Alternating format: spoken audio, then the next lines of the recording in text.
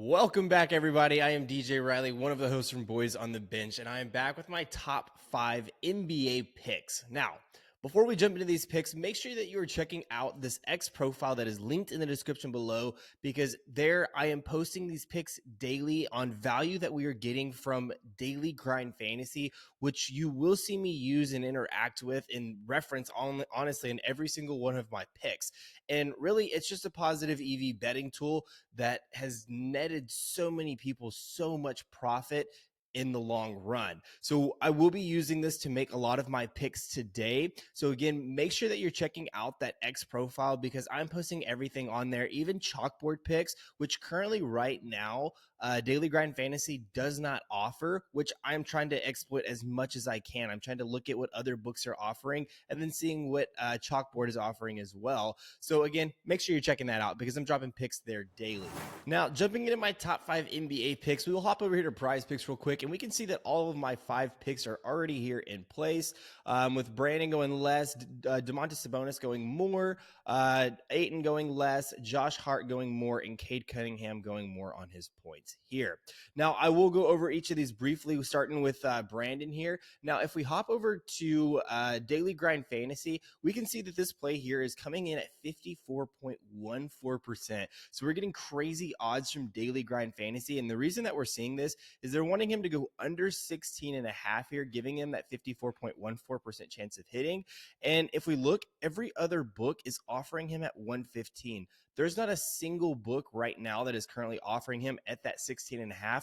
Every book is offering at 15. So meaning that PrizePicks is likely off on their line, or they're just really slow to react. So that's the beauty of Daily Grind here, is they're letting you kind of take advantage of that. Now, if we hop over to Props Cash as well, and I want to find his play as well. So it was points plus rebounds, and we are looking for Brandon here. So they even have this line at 15.5, but their projected line is 13.3 for him, which is at 2.2 edge. Now, if we click into this, doing a little bit more further research here, we can look over his last 10. He's only hit this in 3 out of his last 10 games, and that's still at 15. Let's go ahead and bump that up to 16.5, which we're getting from PrizePicks currently. Now, head-to-head matchup, he has faced the Knicks one time this season and only had 5 points plus rebounds. Now, important thing to notice here is he also played a ton of minutes. He played 32.2 minutes here in this game. So he's played a ton of minutes in their previous matchup and only ended up with 5. So we can see here the defense, points plus rebounds, they are top 2 in both of those regards as well. So this seems to be a solid play here for this Brandon. Points plus rebounds, 16.5 going less. Again, PrizePicks is one of the only books offering this at 16.5. So make sure you are jumping on that. Now, the next pick that I have right here for you is Domantas Sabonis going over 21.5 rebounds plus assists. Now, if I hop over here again to Daily Grind, I have to scroll down a little bit on this one, but we're still getting a 53.63% chance of hitting on his over. We do see several books offering this, 1, 2, 3, 4, 5 books offering this at 21.5, but you can see here that they're all heavily favoring it with minus 130, minus 135, minus 133, right? And it continues to go on. Now, we do have one book here, FanDuel, who is offering this line at 22.5, giving us that 1 point edge. So again, that 53.63 is pretty good odds in terms of positive EV. Now, if we do a little bit more deeper research here, going to the Sacramento game and then rebounds plus assists, Domantas Sabonis, again, we're getting that line at 21.5. So they're having this at 22.5. So we can tell that we're almost getting a 1 point edge on his rebounds plus assists. So let's go ahead and fix that. Go down to 21.5 rebounds plus assists. Looking in his head-to-head games this season, he's had 2 head-to-head games this season, going for 30 plus in both of those games. Looking at his last 10, he's been dominating here recently as well, hitting 70% of his games over his last 10. Memphis, the important thing to notice here is that they rank 27th in rebounds, where we see Domantas Sabonis really dominating them, because if we go there, we can scroll down to his offensive rebounds, and we see that in their most recent matchup, he had 6 offensive rebounds. And really, there's no one that can line up against him. I know Jaren Jackson maybe, but we can see here that his defensive rebounds, he's had 19 and 20, and both of those alone. So nearly clearing this mark in just his rebounds alone in both of those matchups. Now, I do expect the Memphis Grizzlies to be a little bit more competitive in this game, because they are getting Desmond Bane back. He was back in their last matchup, but he is back in this game as well. So, anyways, love that play for him to go over 21 and a half rebounds plus assists. Now, let's go check out our next pick that I have for you, and that is DeAndre Ayton going less than 14 and a half rebounds plus assists. Now, if we look back over here, we have right here, had to go down just a couple. DeAndre Ayton going under 14 and a half rebounds plus assists. We have 4 books betting on this, all at 14 and a half, but we can see 2 books are heavily favoring it with minus 150, minus 140 plays, where the other 2 books are coming in around minus 130. Now, if we look at this play, let's go back over here and we'll look at the Portland game for you. Rebounds plus assists and DeAndre Ayton. They have it right at the 14 and a half, but they have his projections coming in at 13.78. Again, roughly a 1-point edge here. Now, looking at this game, again, head-to-head matchup, he had the 1 game versus Chicago this season, and he ended up with 13 here.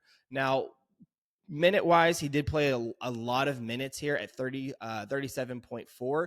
But what I think is also important to notice here is if we look at his rebound line, he did have 12 rebounds, and his line is 12 and a half right now, so he still didn't hit that line. But if we can go here, go to the centers, we can see how much the Chicago team has dominated against starting or really just centers in general, right? Zubac, he didn't hit his line. Miles Turner didn't hit his line. Daniel Gafford didn't hit his line. Zubac again didn't hit his line, right? And then even the one that really kind of did hit here was Derek Lively, and he just hooked it. Yes, we see Sabonis, who we are taking, and again, I think he is just he's hard to match up with. So really, he's the only one that's kind of really hit this line. The 2 that have hit it have just hooked these lines in that regard. So Ayton, yes, he's been on an absolute tear rebounding wise. As you can see his numbers here, but I don't expect that to happen versus this Chicago team who has shut him down before, and I expect them to shut him down again today.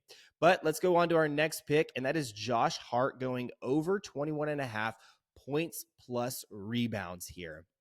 So if we hop over here, looking for Josh Hart, we had DeAndre Ayton. Josh Hart was actually a play that was a little bit, where was he at? Oh, yeah, sorry, I just scrolled down a little bit more. So Josh Hart, we can see here, points plus rebounds going over 21 and a half at 53.16%. So we're starting to get a little bit away from that positive EV, but that magic number is 54%. So 53.16 really is not a bad play at all to be taking here. And we can see, again, the line is set at 21 and a half.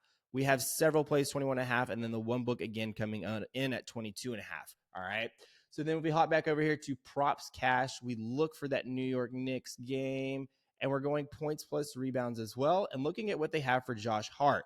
Okay, again, we're getting this line at 21 and a half. They have it set at 22 and a half, but they're giving it a 24, roughly 24 and a half line, which is a 3-point edge versus this Golden State team.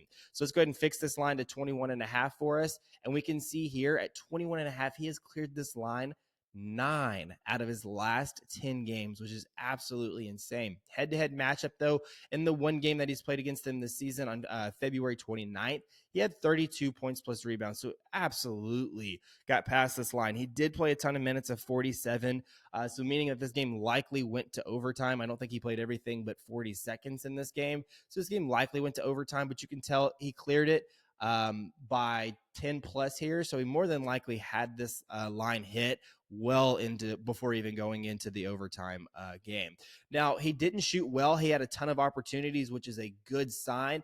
Didn't shoot well. 4 out of the 17 he made. So again, if we can expect high numbers like that again today, it's likely to go over. But where he really got him was his rebounds, where he had 18 rebounds on the day, which is absolutely crazy. So I love this play for him going over 21 and a half points plus rebounds, while other books, again, offering it at 22 and a half. Now that does bring us to our last pick, and that's Cade Cunningham going over 19 and a half points here. So if we go back over here, he was actually the play ahead of him. 53.2% chance of hitting with 19 and a half. Every single book is betting on this, with every single book really heavily favoriting the 19 and a half, or even offering it at that 20 and a half here. So we're getting decent positive EV odds here, but let's look at what props cash is offering this as. So if we go to the Detroit game and we go to points for Cade Cunningham, again, we're getting this at 19 and a half, and they're offering it at 23.65. So we're getting roughly a 4-point edge versus this Boston Celtics team, who versus the point guard position, they are 4th the fourth worst in the NBA. So Cade Cunningham, if we look at how he's done his head-to-head matchup versus them, absolutely dominated them with 31 points. And if we check how long he played, 43 minutes. So he played in nearly the entire game versus them. Now, I don't know if we necessarily replicate that same minute usage versus them today, but I do expect him to be highly productive. If we look at his last 10, he's struggled over these last 3 games. First off, let's back this down just a little bit. Struggled these last 3 games where he hooked it in 3 games ago, but then prior to that, he's hit it in 5, or what is this? Let's see, 1, 2, 3, 4, 5, 6 out of his last 7 games. But I think, again, important to note here, head-to-head matchup, he absolutely dominated them, as I mentioned earlier, and Boston Celtics versus that point guard position is not good. And if we check at how they've done versus these most recent point guards, they really haven't done too well at all. Jordan Poole, these last starting point guards, we can see that they're giving up quite a bit of points. Jordan Poole cleared his over by quite a bit. Colin Sexton cleared his over. Scoot Henderson as well cleared his over. Jamal Murray did not. And then Steph Curry was kind of that outlier game where he just did not play it well at all. So again, Boston Celtics have not been playing great here recently, but I do expect that to go in Cade Cunningham's favor today, going over 19.5 points. So anyways, guys, these are my top 5 picks, and I cannot stress out enough on this daily grind fantasy app because there are several plays that right here we've kind of not even dug into, and that's what I'm leaving for y'all to dig into as well, because these plays honestly do not stay long on that 54.7 and anything above that, because PrizePicks is slow to recognize it, and once they're getting on this and people are taking these bets, then they quickly adjust it, right? So you want to make sure that you're checking this as frequently as you can and trying to get these best positive EV plays. But anyways, best of luck to y'all. Let's have a good day. Let me know in the comments below which of these picks you're tailing and which of them you are fading. But have a good day, and I will see y'all tomorrow.